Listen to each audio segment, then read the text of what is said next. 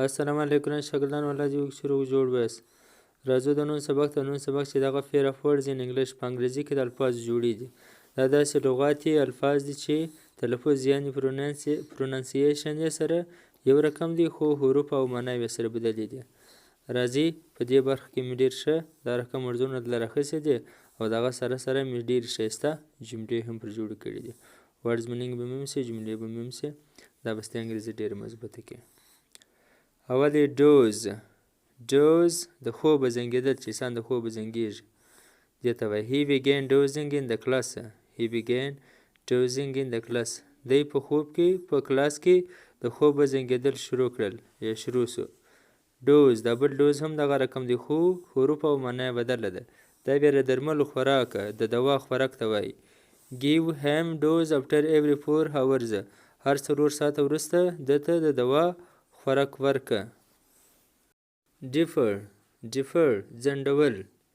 the assembly defered the decision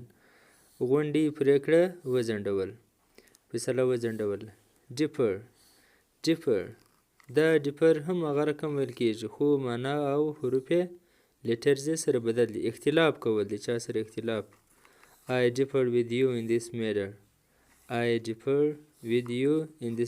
زه په دې مسله کې ستا سره اختلاف کوم desert صحرا ریګ The camel is called ship of the desert وښته د صحرا جهاز ویل کېږي شپ اصل کښتۍ ته ویل کېږي بیا جهاز ته هم وایي desert میوه We eat the dessert after dinner. موږ د ماخستن د ډوډۍ وروسته میوه خورو. Desert.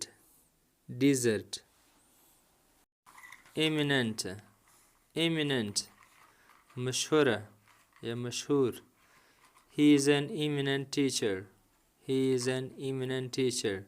هغه یو مشهور استاد دی.